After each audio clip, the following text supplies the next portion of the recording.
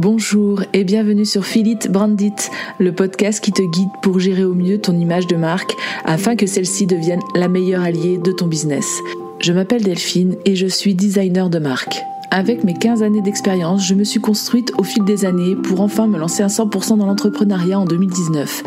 Depuis, je m'épanouis à accompagner les entrepreneurs qui utilisent le web pour se démarquer et se faire connaître, à imaginer et créer une image forte et 100% alignée à leurs valeurs, leur histoire et leur ambition.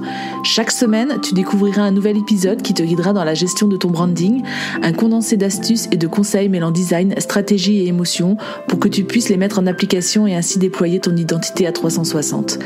Si tu souhaites t'épanouir dans ton activité en diffusant une image de marque juste qui va travailler pour toi et attirer les bonnes personnes, alors abonne-toi pour ne louper aucun épisode. Et si ce podcast te plaît, je t'invite à en parler autour de toi et à laisser 5 étoiles sur ta plateforme d'écoute préférée. Bonne écoute! Bienvenue dans ce 12e épisode du podcast Feel It, Brand It. Au début de notre activité en tant qu'entrepreneur, on passe tous inévitablement par une phase d'introspection. Par quoi je commence pour communiquer? Qu'ai-je de différent de mon concurrent qui ferait mouche auprès de mon audience? Quelle est ma valeur ajoutée? Bref, autant de questions qui vont tourner autour de cet élément différenciateur qu'on cherche tant pour capter des clients dès les premiers instants. Et si je te disais que tu as déjà la réponse en toi? Non, pas de bullshit, simplement des conseils pour t'aider à prendre conscience de certaines choses pas si évidentes quand on a la tête dans le guidon, comme on dit. Donc c'est parti. Déjà, dans un premier temps, pas la peine de chercher la recette miracle de l'aimant à client ou de t'inspirer des méthodes miraculeuses qu'on te promet, certains influenceurs ou certains marketeurs. Tu n'as pas besoin non plus de dépenser des milliers dans une identité super léchée. Non, le point de départ pour séduire ta clientèle, c'est toi. On sous-estime encore bien trop la puissance de notre personnalité. Mais je ne le répéterai jamais assez, c'est là que tu vas puiser ta force et ta différence. Chaque être humain est unique, ça je vais pas te l'apprendre. Mais surtout, chaque personne a sa vision et son approche des choses. A été élevé avec des valeurs différentes, a aussi une expérience de vie qu'il a construit petit à petit d'une manière bien précise. Autant de facteurs qui ont aidé à définir la personne que tu es. Et c'est bien tous ces points qu'il va falloir arriver à déceler pour en faire une véritable force. En marketing, on appelle ça le personal branding. C'est en se basant sur tes caractéristiques personnelles que tu vas créer l'univers de marque qui va en découler tout autour. Tu décides ainsi de communiquer autour de l'aspect humain, ta personnalité, ta mission ou encore ta vision. C'est cette approche qui va convaincre tes clients de travailler avec toi. C'est bien ce que tu es qui va faire pencher la balance et inspirer confiance. Et parce que tu es différente ou différent, on l'est tous. Ce que tu véhicules à travers ta communication joue sur l'impact que tu vas avoir auprès de ton audience. Et ça va se créer naturellement. Tu vas marquer les esprits et faire ta place petit à petit sur ton marché. Je souhaite faire quand même un petit aparté. Cette technique marketing, donc le personal branding, est accessible à tous. Mais ce n'est pas forcément adapté à tout le monde. Et c'est ok, il existe une manière de communiquer adaptée à chacun. Celle-ci correspond particulièrement à ceux qui sont seuls aux commandes de leur business et qui souhaitent fédérer autour d'eux une communauté solide, créer de l'engagement et qui souhaitent prendre les commandes de leur communication. Tu t'exprimes en tant que personne, tu défends tes valeurs, tu montres ta méthode de travail, tu t'exposes pour le mettre au service de ton business. Tu es toi avec une intention de vendre derrière. Alors, comment procéder pour que cette technique de vente, oui, appelons un chat, soit utile pour ton business?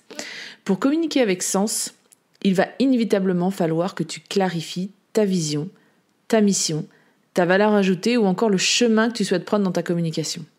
Parce que si ce n'est pas clair pour toi à la base, comment veux-tu que les autres le perçoivent ainsi? Pour cela, il va falloir prendre un moment calme pour réaliser une introspection qualitative. Qu'est-ce que j'entends par là? Dans un premier temps, isole-toi. Coupe les notifications de ton tel. Prends un papier, un crayon ou ton ordi et pose-toi avec une boisson ou autre. Bref, tu te crées un endroit cosy avec ce qu'il faut autour de toi pour éviter les coupures répétées. Et ensuite, tu te poses les questions suivantes.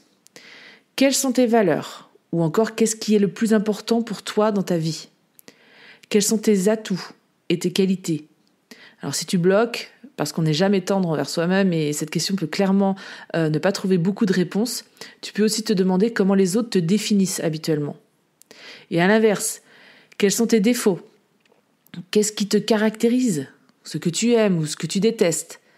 Quel message souhaites-tu faire passer à travers ton entreprise? Quel ton tu dois utiliser pour t'adresser à ton audience? Et surtout, quel est ton pourquoi?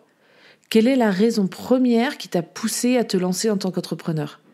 Qu'est-ce qui te booste chaque jour pour te lever? Une fois cette mini-analyse personnelle effectuée, il va aussi falloir déterminer avec qui tu souhaites travailler ou à qui tu souhaites t'adresser pour vendre tes produits ou tes services. En définissant toutes ces caractéristiques, tu vas pouvoir définir clairement la façon dont tu vas t'adresser à eux, comment créer un lien émotionnel fort et comment vendre de façon naturelle. Pour dresser cette carte d'identité virtuelle, demande-toi à qui tu t'adresses, le genre, l'âge, le métier, les revenus. Définis ensuite ses habitudes, ce qu'il aime faire ou pas, où il consomme du contenu, où il recherche ses infos. Approfondis aussi sa personnalité à travers les valeurs, le milieu dans lequel il évolue, son quotidien. Et détermine ce qui l'empêche de dormir, son souci majeur, ses peurs, ses obstacles, ses besoins, ses attentes, tout ça. Avec l'ensemble de ces réponses, tu auras désormais sous les yeux un panel de pistes qu'il va falloir associer pour venir renforcer ton identité par la suite. Car tu vas ainsi réussir à définir tes forces et tes différences, celles que ces personnes attendent quand elles s'adressent à une entreprise ou à un être humain comme toi. L'idée, c'est de combiner vos deux mondes pour créer un écosystème dans lequel toi et tes potentiels clients vous trouvez satisfaction. En alliant tes valeurs communes, en ajustant tes produits à leurs besoins, en partageant la même vision et en venant rassurer ton prospect, tu vas instaurer un climat de confiance et créer un lien imperceptible mais fort avec ce public ciblé. Maintenant que ce travail introspectif a été fait, déjà félicite-toi, c'est un sacré travail que tu viens de réaliser, et que tu y vois plus clair sur les pistes à explorer, tu te demandes peut-être comment procéder pour les mettre en application concrètement dans ta com. Bien que tu aies un début de réponse sous les yeux, il n'est pas forcément évident de savoir comment tu vas pouvoir mettre en avant dans ta communication. Peut-être même que tu as encore des réticences profondément ancrées, comme quand tu te dis que tu es quelqu'un de timide et que le personal branding n'est sûrement pas fait pour toi. Eh bien, détrompe-toi. Cette croyance est loin d'être juste. Au contraire, je pense que les personnes au tempérament doux et réservé, par exemple, ont autant leur place que les autres. On cherche de plus en plus de l'authentique, des humains imparfaits qui justement osent montrer des traits de caractère différents, qui réussissent malgré des atouts peu séduisants sur le papier.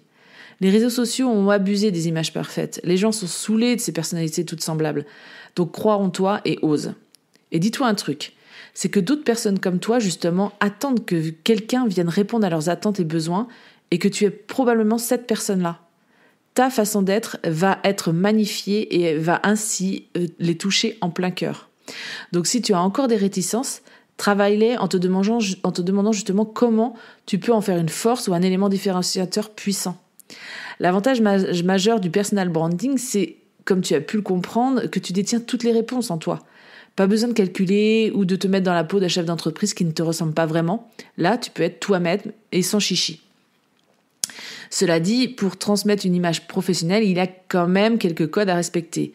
Bah oui, tu es là pour vendre, ne l'oublie pas. Et dans l'inconscient collectif, une entreprise, même si c'est le leader qui est la figure principale, tu te dois de véhiculer une image professionnelle et d'inspirer confiance.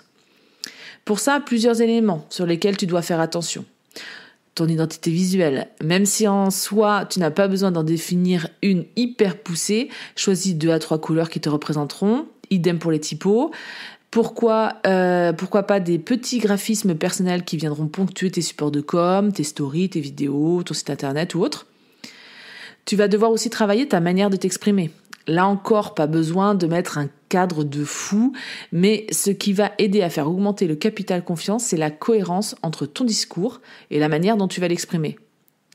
Donc ça passe par le ton employé, les expressions, ta posture et tes vêtements même.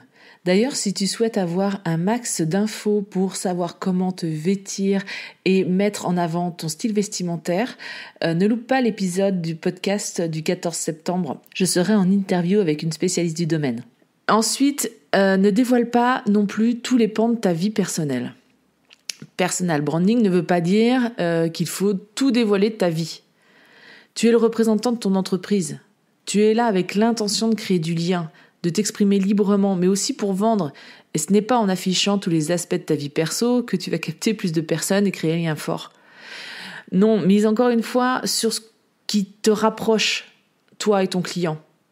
Si par exemple, tu sais que ton client de cœur aime faire du vélo, et que toi aussi, tu peux par exemple partager les endroits où tu aimes te balader, etc., etc.